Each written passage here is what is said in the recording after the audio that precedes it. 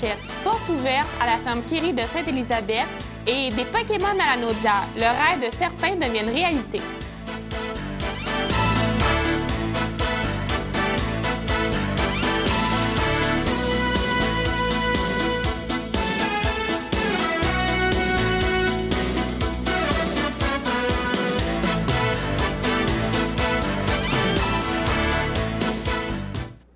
Bonjour à tous et à toutes. Bienvenue à votre bulletin d'information quotidien sur les ondes de CTRB, votre télévision locale et régionale, câble 103 ou câble 3.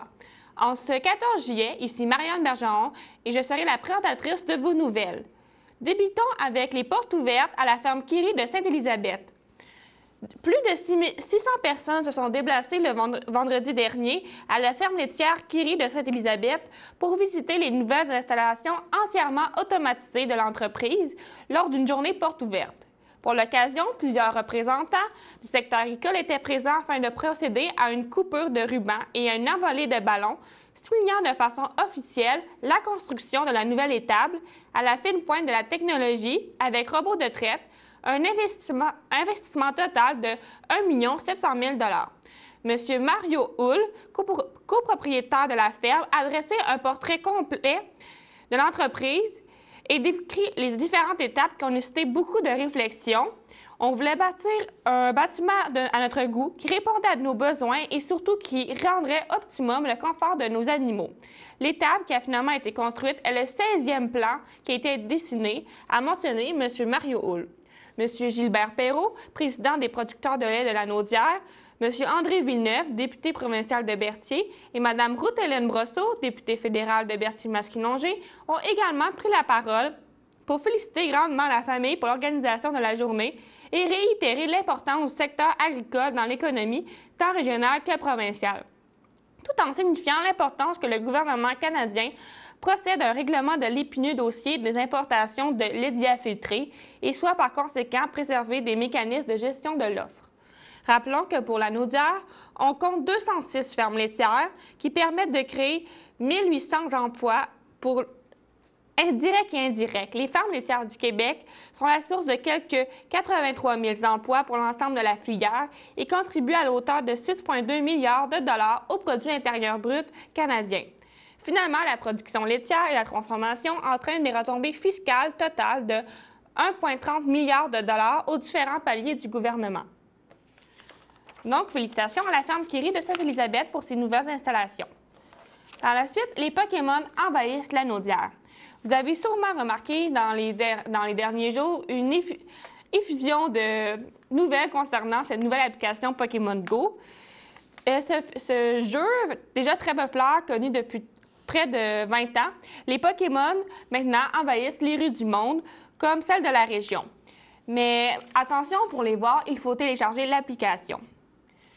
Bien qu'elle soit pas encore disponible au Canada, les plus grands amateurs de ces petites bêtes ont contourné le tout en téléchargeant l'application sur Internet. Le principe du jeu est simple. Vous vous promenez à l'extérieur pour rencontrer les Pokémon et vous les capturez. En fait, il y a 20 ans, on se battait à coups de cartes de Pokémon dans la cour de récréation. Maintenant, il s'agit de capturer les monstres et dresser. Et dans cette version du 21e siècle, ils servent à prendre le contrôle d'arènes virtuelles qui sont dessinées sur des cartes géographiques numériques. Pour commencer, il faut télécharger l'application gratuite mise à jour par Niantic Labs pour les téléphones fonctionnant sous Android ou iOS sur le système d'exploitation d'Apple. Se construire un personnage de dresseur qui sera votre double numérique, se rendre à des Pokéstops qui sont désignés sur des cartes géographiques numériques, appuyer sur les icônes Pokéstop pour faire apparaître des photos des sites réels, faire tourner l'image pour récupérer les Pokéballs, les fameuses balles blanches et rouges qui permettent de capturer les Pokémon. Ensuite, vous faire gagner des niveaux de jeu à votre avatar en se rendant dans les Pokéstops ou en capturant les bestioles. Tout en marchant, il s'agit de détecter sur la carte les signes qu'un Pokémon est à proximité. Il faut alors s'approcher et tapoter sur l'effigie du monstre. Pour dresser les monstres, ce qui permet d'augmenter votre puissance, il faut de la poussière d'étoiles et des bonbons propres à chaque monstre. Une fois le niveau 5 atteint, on peut conquérir des arènes et en défier l'occupant. Si vous gagnez la bataille, laissez un Pokémon pour défendre l'endroit. Ainsi, pour gagner le but du jeu, il faut prendre le contrôle des arènes. Bien sûr, oui, c'est une bonne nouvelle, mais d'un autre côté, il n'y a pas que du positif. Même s'il y a beaucoup de bienfaits par rapport à l'application qui nécessite de parcourir de grandes distances à pied, avoir toujours le nez dans son cellulaire peut provoquer certains incidents. On a vu quelques vidéos de gens qui traversent des rues pour attraper des Pokémon, des gens qui seraient également fait frapper. Oui, il y a un risque, c'est vrai, dont dernièrement, quelqu'un qui a reculé dans un auto de police, mais ça crée aussi certaines situations cocasses, dont des regroupements de jeunes qui ne se connaissaient même pas, puis qui créent une mini-communauté par rapport à leurs Pokémon. Bien sûr, on a aussi appris que quelqu'un avait découvert un cadavre en parcourant les bois à la recherche de Pokémon. À mon humble avis, on n'a pas fini d'en entendre parler. Bien sûr, Berthier n'est pas en reste, bien que l'application ne soit pas encore sortie au Canada. Comme je disais, certains y ont déjà accès, mais Berthierville est bien et bien touché. En me rendant à cette herbe ce matin, j'ai attrapé près de 4 Pokémon différents. Depuis, il semblerait qu'une personne très chanceuse ait même attrapé un Snorlax, Pokémon très recherché par les collectionneurs. Pour les amateurs, sachez que plusieurs Pokéstops, des endroits précis où se cachent surprises et plusieurs Pokémon sont présents à Berthierville. La chapelle Cuthbert est un Pokéstop. Le magasin Camille en est un aussi. Le musée Jules Villeneuve est lui aussi un Pokéstop. Ainsi que la cloche de Berthier. L'église de Berthier, quant à elle, serait une arène où les différents joueurs peuvent s'affronter. Vous voyez ici un recoupement de la Naudière qui se sont formés par rapport à leur passion pour les Pokémon. Donc, c'est une grande nouveauté, ce qui a fait notamment augmenter considérablement la bourse, la cote de la bourse pour Nintendo, qui annonce maintenant qu'il va ressortir ses vieilles consoles, vu l'engouement qu'il y a pour cette marque. C'est ce qui terminait la première partie de notre bulletin d'information. Restez à l'écoute, nous vous reviendrons après une courte pause. Le samedi matin, dès 9h30, nos téléspectateurs sont invités au Super Bingo télévisé diffusé dans nos studios de Berthierville. Un montant de 600 $ est disponible chaque semaine lors de cette joute de bingo télévisé. Un animateur et 3 bénévoles se succèdent à la caméra de CTRB dans le but de vous faire passer une petite heure agréable et payante le samedi matin. On peut se procurer les cartes de jeu chez les dépositaires autorisés participants à Berthierville, le dépanneur Formule 1, rue Gilles Villeneuve, le marché IGA Extra sur la rue Gabriel Brissette, le dépanneur Gauthier Savard au 480 Montcalm, le marché Métro rue Notre-Dame, la pharmacie Brunet rue Frontenac, le garage Pétroté sur la rue Gilles Villeneuve et à Saint-Ignace-de-Loyola, le marché Aldo rang Saint-Michel, le dépanneur Le Magasin Esso sur le chemin de la Traverse. Et c'est un rendez-vous tous les samedis matins à 9h30 sur les ondes de CTRB, votre télévision régionale et communautaire.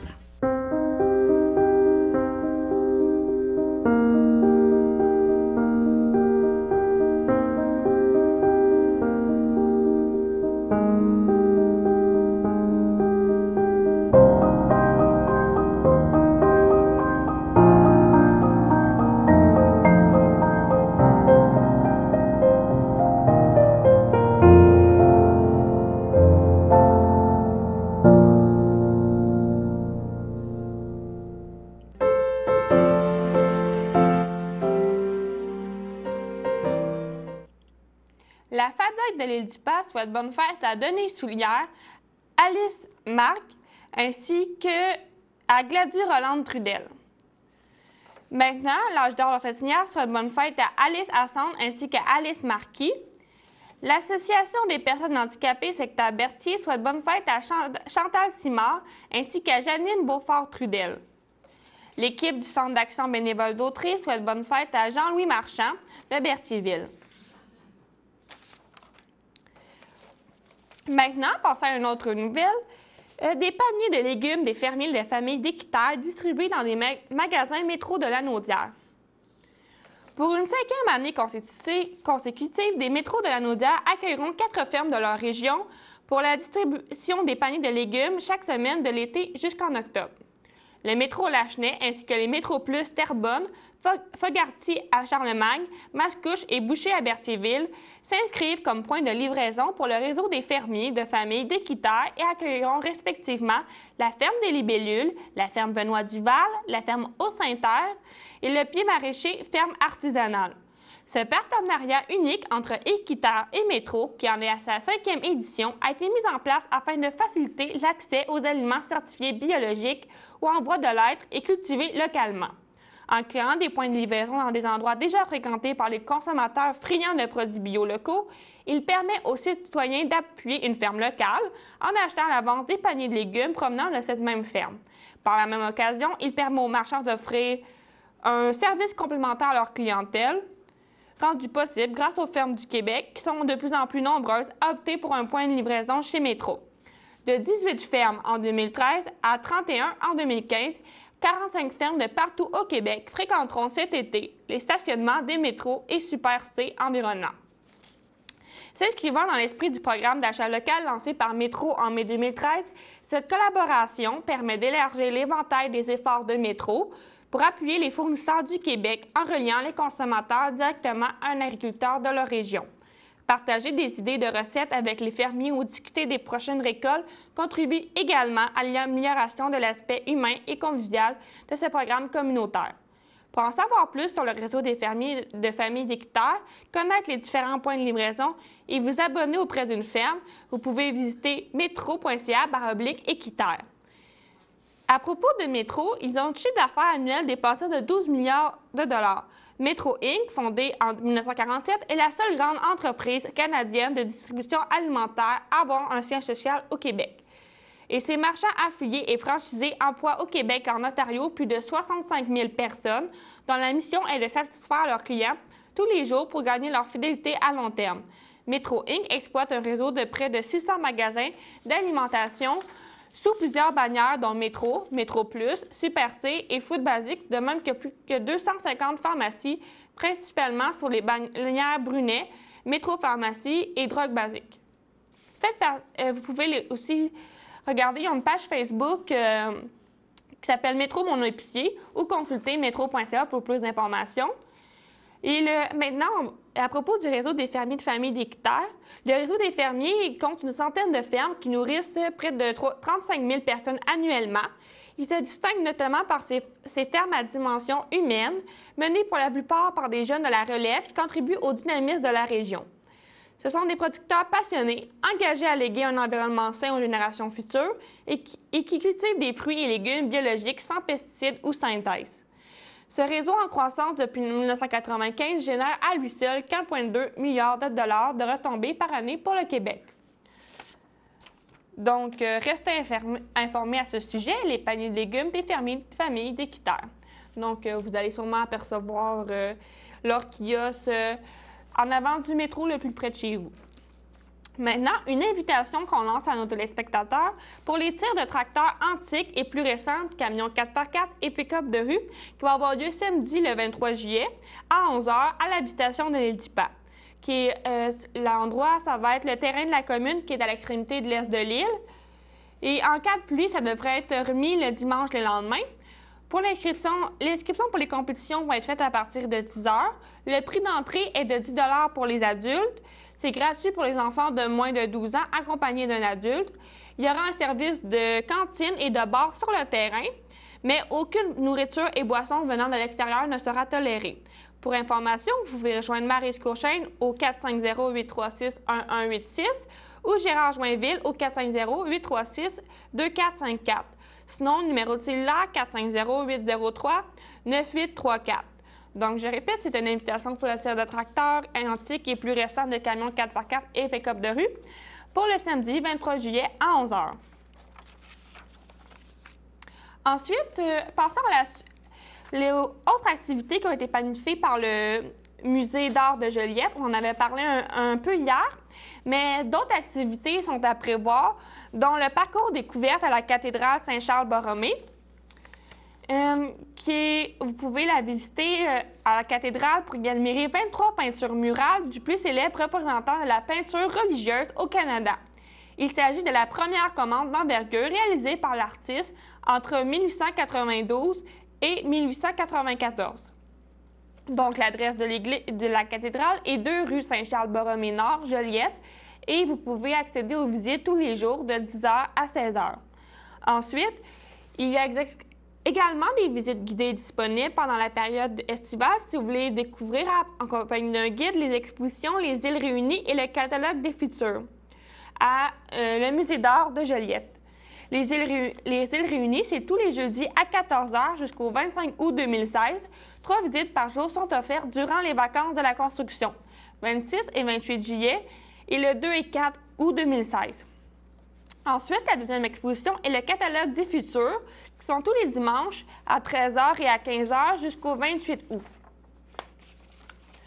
De plus, si vous cherchez quoi faire cet été, le Musée d'art de Joliette est associé au tout nouveau passeport Quoi faire au Québec, qui, si vous abonnez, profitez du passeport, vous pouvez obtenir des rabais, des promotions et des privilèges. Le Musée d'art de Joliette vous offre 20 sur l'entrée au musée tout l'été. Avec votre abonnement, vous bénéficiez également d'un accès gratuit à un de leurs 5 à 7 et vous pourrez découvrir la magnifique terrasse du Musée d'art de Joliette. C'est un bon moyen pour profiter pleinement de la saison estivale. De plus, saviez-vous que le Musée d'art de Joliette possède 18 œuvres du peintre et sculpteur québécois Marcel Barbeau, qui est dans sa collection, et vous aurez l'occasion de découvrir plusieurs lors d'une exposition hommage posthume présentée à l'automne, qui sera disponible du 1er octobre au 8 janvier 2016. Donc, si jamais vous êtes intéressé à faire quelque chose dans ces journées très chaudes et que vous ne voulez pas rester à l'extérieur, le Musée d'art de Joliette est une bonne solution avec toutes les activités qu'il propose et qui pourra également amuser enfants, amis, parents. Donc, c'est une belle activité pour faire en groupe. Passons maintenant au deuxième bloc pause. On va revenir dans quelques minutes.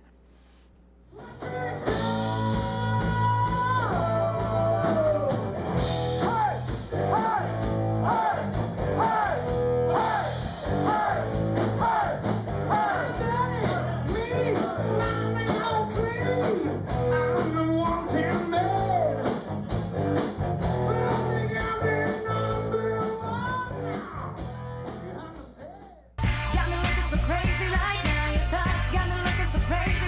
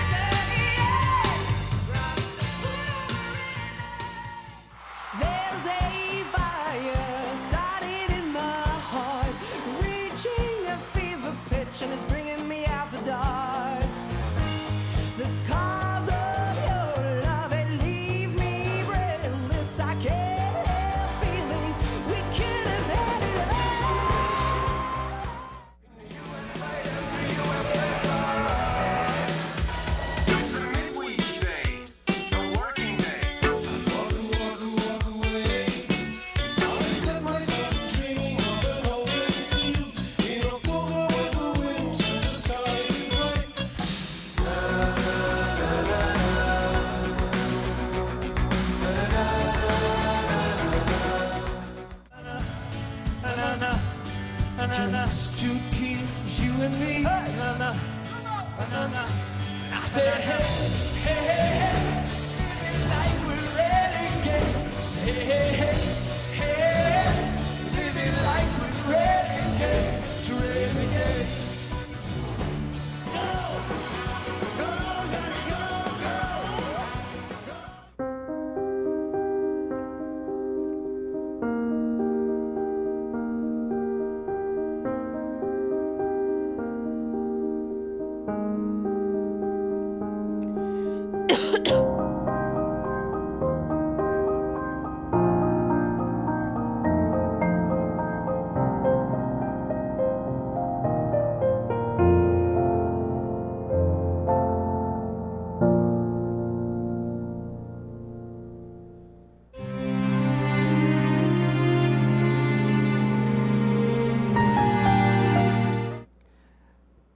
Au CHSLD Alphonse Rondeau, le 1er juillet 2016, à l'âge de 94 ans, est décédée Mme Jeanne d'Arc Gervais, épouse de feu André Lincourt, demeurant à Saint-Barthélemy.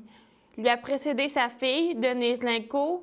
Elle laisse dans le deuil ses enfants, Claudette, Pierre, Diane, Marion Lincourt et leurs conjoints et conjointes.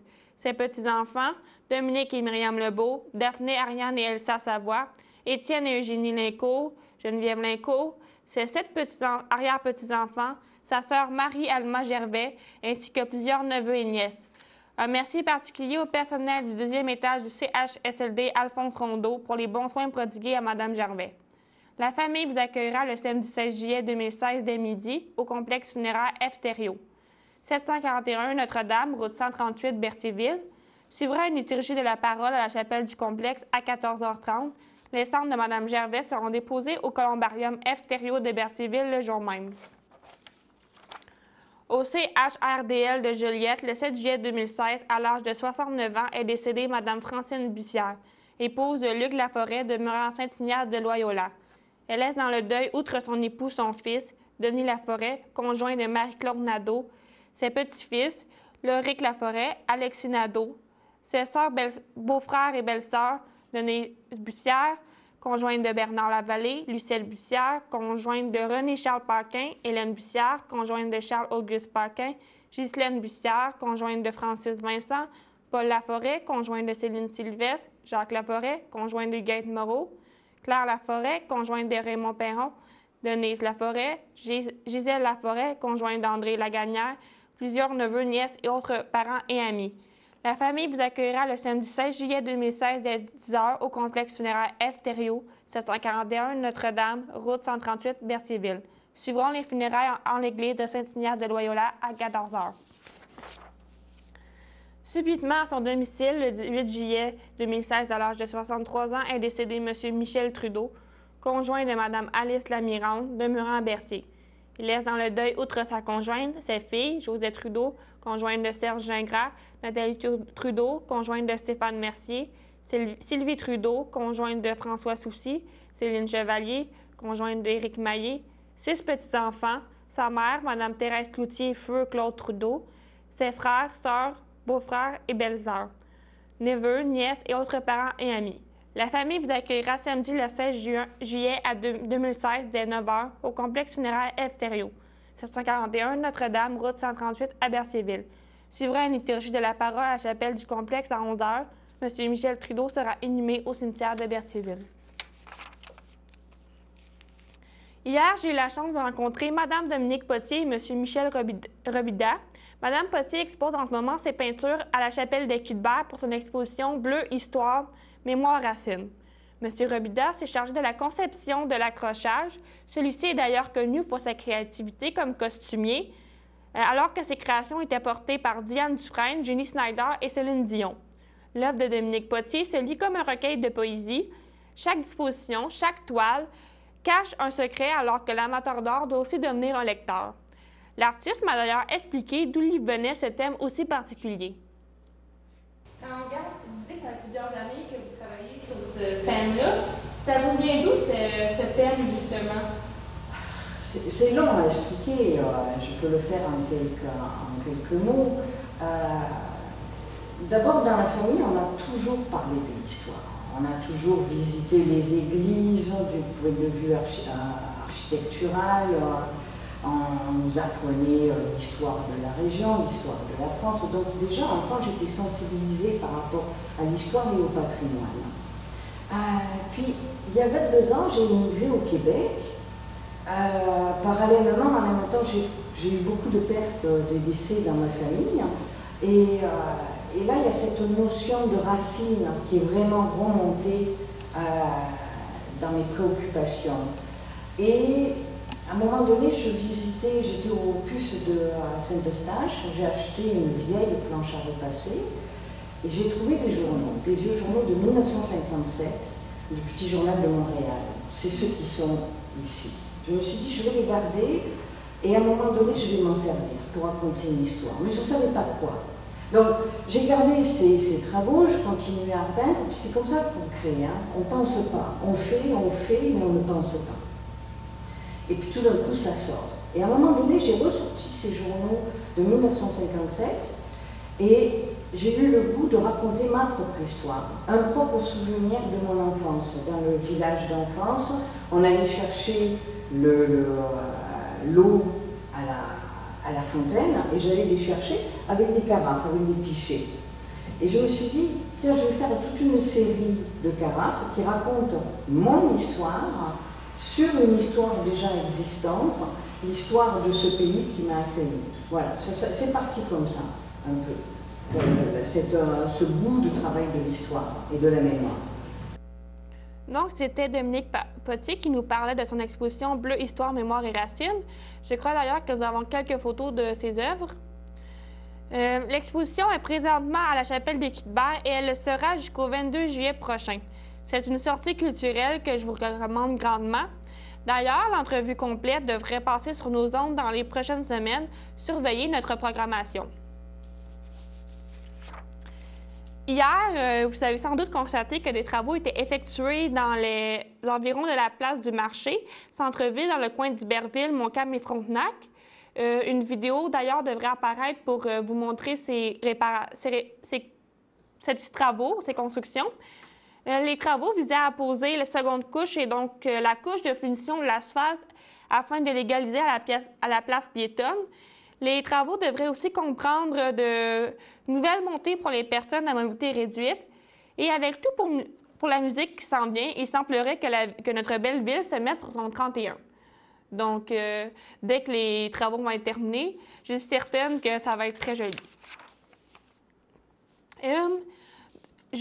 Vous répétez une invitation que nous avions lancée au début de la semaine.